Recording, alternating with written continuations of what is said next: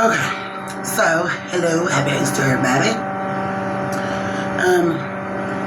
I just had to get on and say that I am so disappointed. I am so hurt. As everybody knows or should know, I do not have custody of my children. That was my biggest fear ever. If you know my history, you know that I was raised by my cousin, my aunt, which is really my cousin because of the way they were raised. My grandmother passed when my mother was a small child, so her sister, which is my great aunt, but I called her Granny, raised my mother and her sister, and then my other great aunt raised my other aunt. So my boys are in foster care at the moment. Something that was mostly out of my control, but I did play a hand in. So I moved in with my mother at the advice of my mother and my cousin due to the depression that I was having after taking Prince or putting Prince out of the house because of our violent history. When we moved in with my mother, me and my 4 boys, she shortly after had to move due to the people that owned the duplexes where she lived raising the rent due to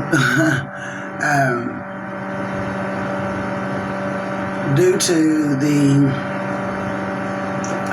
people switching, the company switching hands that owned it, So it went up by like $500, and they were expected, not just them, but everybody were expected to pay $900 by the first of the next month, or you know how rent goes, the first of the next month, I guess I should say.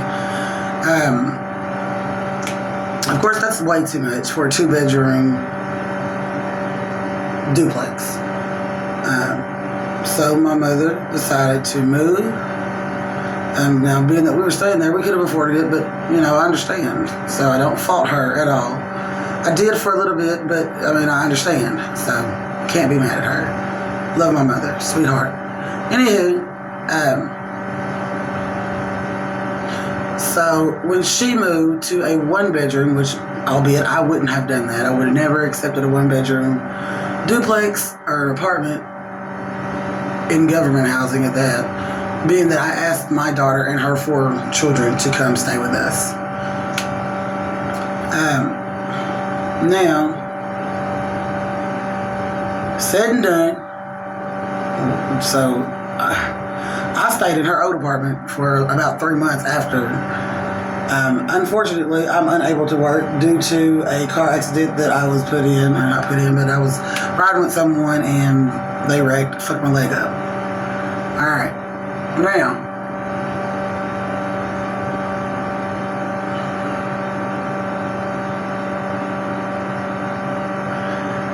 anywho, so I stayed in the old apartment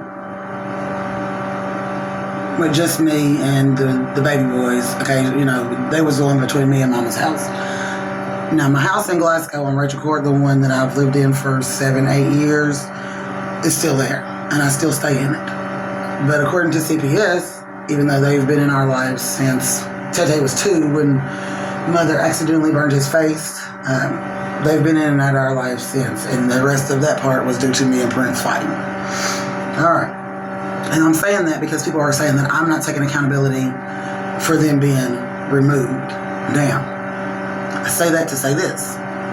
They were not removed from my custody. They weren't removed at all in the beginning. I asked the judge to please allow my mother temporary custody until I got back on my feet, whatever.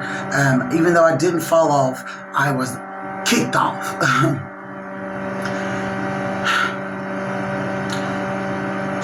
No one told me that even though I asked for my mother to get temporary custody of him, that it would not make CPS leave us alone. I know they were going to their new school, which was Kavarno. and pulling them out of class every day. Every day, somebody was called. I don't know who, don't even care. I'm pretty sure I have a good idea, but I don't care. That's besides the point now. Somebody was calling every day saying this, that, I mean, just anything, you know. And of course, I understand they have to investigate every call, but I also know that if somebody's calling every day and it's on the same person and she don't even have her kids at the moment, then that should tell you something. It would tell me something, and I'm not CPS, but, you know, that's just me.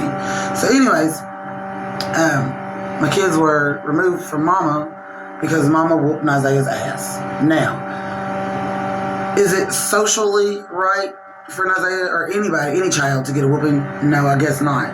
But per law, or per the police, per CPS themselves, that is not a reason to move children. If them children are not being sexually abused, taken care of properly, or not, or are being abused, there's no reason to take a child.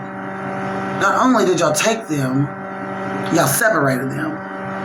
So the night that y'all took them, y'all didn't even give me time to go and ask anybody to care for them. Although, when I did, nobody would. Their aunt, I don't have any friends because I don't mess with people, because this is why. I don't trust people. The one or two little friends that I do have also been subjected to CPS, trying to ruin their lives as well. The only difference between me and a lot of other people is I don't take no shit. And I don't fuck my kids around. Like, I have fought their dad because I felt like he was being too harsh to them. I don't play about mine. And I mean that. I love all kids. You damn right I love mine. So, I went to my Aunt Wanda, my mother's sister, and she said, no, I can't take them because Jennifer, her daughter, is going through some things. Okay, well, Aunt Wanda, you've been telling me that if something happened with the dynamic of Mom, then you would help me with them. Okay, why can't you now? Jennifer has a house. Jennifer has all her kids. I mean, it just doesn't make sense to me. But okay, whatever. I got another aunt. Let me go run to TT real quick and see if she can do it. I get to TT. She says no too. Because she works. Okay, TT. And I'm sorry to be putting y'all on blast like this, but it's got to be known because this is out of hand. This is ridiculous. TT says no too because she works. You have a whole, and I don't care anymore. I don't fault anybody. I'm just telling the facts. Anyways, you have a whole house with a whole basement and nobody but you and your husband and one of your kids live in, which is a boy. And at that, I personally, of course, if you have my kids, I will be there, or I will help you, or I mean, whatever I need to do to make sure my kids are okay. But she said no. My Uncle Carrie says, well, why don't you ask one of the coaches to do it? Whatever. Well, because I figured I'd go to my family first. That's what family is supposed to be for, I thought. No, I may be wrong, but I'm pretty sure that's what it's for. So that was a no. I asked Deborah Hall, which she's got 2 girls in a 2-bedroom home. Of course, she said, I mean, everybody I went to said no. So my kids got removed from my mother's custody. Of course, devastating. Why they wouldn't give me back my kids is because the house that I lived in, was not up to par. Even though y'all have been in and out of that house the whole time I've lived there. I've dealt with y'all for 14 years. But all of a sudden, the same house with the same problems is not up to par. It's not good enough for y'all to release my children to me. Now, me personally, I'm pretty sure that the only reason y'all would not give me my kids is because I one-upped y'all. I made y'all look bad in front of the judge, whatever. Because you've been trying to take them and ain't never been able to take them. And then I fucked up and gave them to somebody else. And then she slightly fucked up and y'all removed them.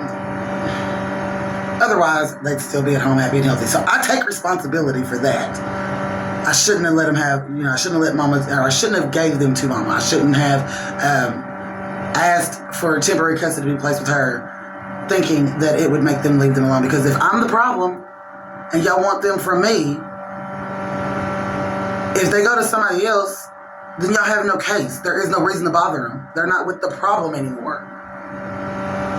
But I was wrong. Okay? I admit that. That hurts me. I cry for that every night. Sometimes every day. I mean, just multiple times. But anyways, so now the judge says that if I get a house, another house, excuse me. If I get another house, my kids can come home. Now they know that I don't work. Now I have worked my whole life since I was 15. But I don't work because of my leg. I've got metal from my knee down. I can't stand on my leg for more than 30 minutes at a time. What job that I can get, because I'm a felon since 18 for some shit I didn't do. I gave somebody a ride, they passed a counterfeit $50 bill, and I didn't tell on them.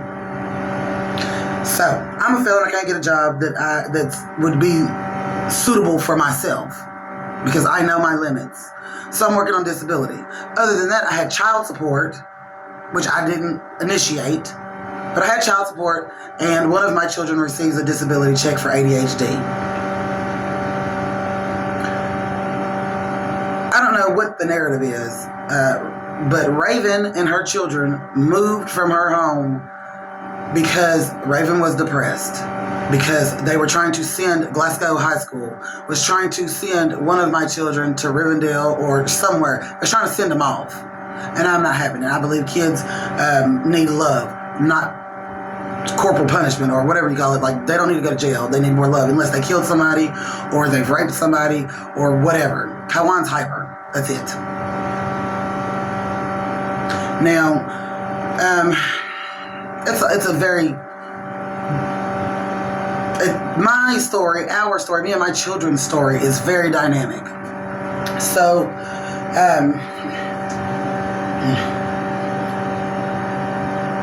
they get taken from mama. They tell me I gotta get a house, another house, knowing I have no income. So basically they're saying, we're not expecting you to get a house. We're keeping them kids that we've been wanting. But what they misunderstand about Raven is, Raven serves a mighty, powerful God. I shouldn't be alive at this moment. I've been in 3 wrecks that should have taken my life.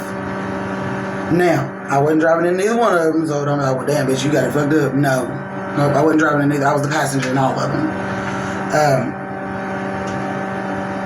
But I'm not. I'm here alive today to stand and fight against this system that we've got here in Glasgow, Kentucky. Now, the whole time that we've been dealing with CPS, there has been so many just things you wouldn't think that nobody would do to anybody. But, I mean, here we are. So, my 9-year-old and my 15-year-old now, he's 15 now, 14 at the time, 9-year-old, 15-year-old were staying at the office because they didn't have placement for them. Now, of course, before I even got back from asking my family to take my kids for a month or however long, my 16 or 15 at the time, 16 now year old, and my baby boy was gone with the coach of Corona. Now, I'm pretty sure that the only reason my baby boy is with my big boy is because he wasn't going without him. My kids have been drilled. All hands are one hand. Hands of all. Hands of one, hands of all. One band, one sound. Y'all are a team. I've always instilled in them that y'all are all y'all have if something happens to me and your daddy. Obviously, I was right. So I don't care who feels what about what. I ain't talking bad about nobody. I'm just telling the truth. And if that makes you feel bad, then you should have been better. So, I'm out here homeless now because my house is, or the house that we lived in for years, is being sold by the owner. Not rent to own, not none of that. Which she knew. I told her when we left that I was coming back. I was going to renovate or remodel the house while we were gone. So I mean, it was well known that we were coming back. The house hadn't been, nobody did anything to the house at all while we were gone. But of course, when Raven calls and talks to the landlord, it's all good. But then the next day, when CPS calls and talks to, the house is not, CPS calls and talk to the landlord to do this little program of some sort where they help you fix your house or get you a car or whatever the family needs for to be sustainable, to help them make sure they're good. Of course, when they called and talked to her, after that, she tells me that the house is, even though she ain't been in the house is not suitable for the children or really nobody. Now, does it have problems? Of course it does. It's a house that's been lived in by children and people that were fighting for years. Not animals, but like dogs. So, of course, it's got some wear and tear that any house with 4 boys would have. But I say that to say this. CPS did not help me fix the house. Like I said, I'm homeless now. And they have not gotten a car because I'm carless, because I was thrown in jail for 2 weeks for something I didn't do. Said I went to CPS office and threatened the life of 2 workers, even though one of them is on my case, so I wouldn't have no reason to even be talking to you. Secondly, I don't threaten anybody. Anybody that knows Raven, if I'm going to fight, I'm going to fight. Said I told them I was going to stomp them twice over. I don't even know what the fuck that means. And then, because God does my bidding for me, I don't bother nobody. Anytime I'm fighting, it's because I'm protecting myself or what is mine. And I haven't fought many fights while everybody thinks I'll just go around fighting all the damn time. I don't know, but okay. So, I was thrown in jail for 2 weeks. While I was in jail, of course, I can't pay my car payment, so they took my car. And maybe I'm saying this all wrong, but I don't care. I'm tired of caring because obviously nobody gives a fuck about me or my kids.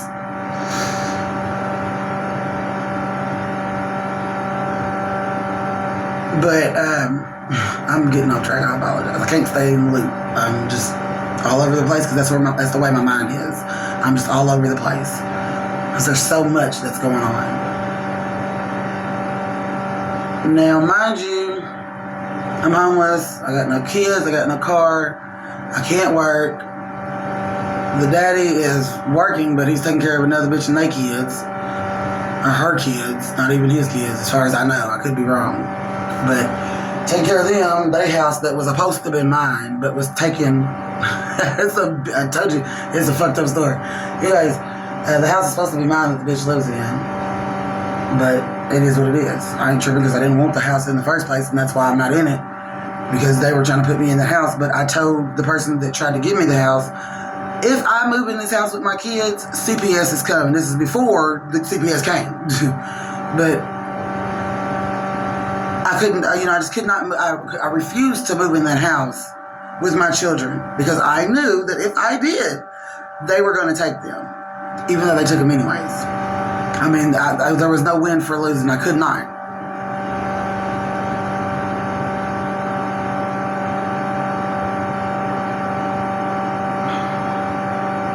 Now, they keep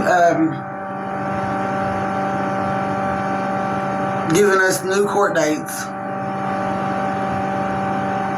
to like a little longer to see if we got a house, see if I got a house, see if I got a house. I ain't gonna be able to get no house. That's what I'm trying to tell you. I can't get housing.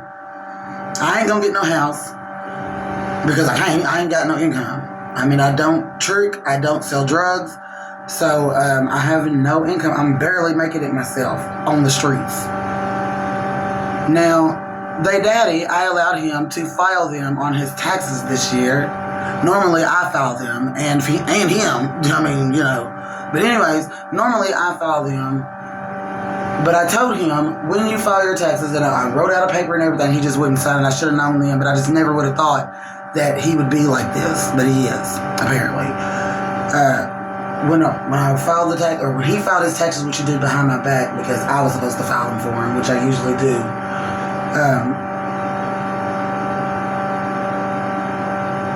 He got his little money back and gave me $400. Called me. I was at a friend's house. Called me and said, "Hey, I got some change for you." So I went and met him. Got money, $400 from him. I said, "Oh man, I figured then, but it just, what can you do? You know, you can't say, I know you got your taxes. I want all my money right now." You can't do that. Or I guess you could, but I'm not. I'm not that person. And then he's him, so I'm just not. No. Anyways, he gives me $400. I say thank you, even though I knew it was the money that was supposed to be to me anyways, because he was supposed to give me half of $12,000. But he didn't. So he gave me the $400. Went about my way. Called me the next day. Gave me $600. So that's $1,000. And then the next day, or maybe that afternoon, gives me the card and says, "Well, just get the rest of your money off the card." Okay, cool. So I go to the ATM and I'm able to get $1,000 off. And then he locks the card. So I guess he wanted me to just spend it, like, instead of getting all my money off his card, he just wanted me to spend it whatever, you know. Now, of course, that was an argument. Because, nigga, that's my money. I want it. Of course, that's how I'm going to get a house for my children. So, basically, altogether, I got $2,000.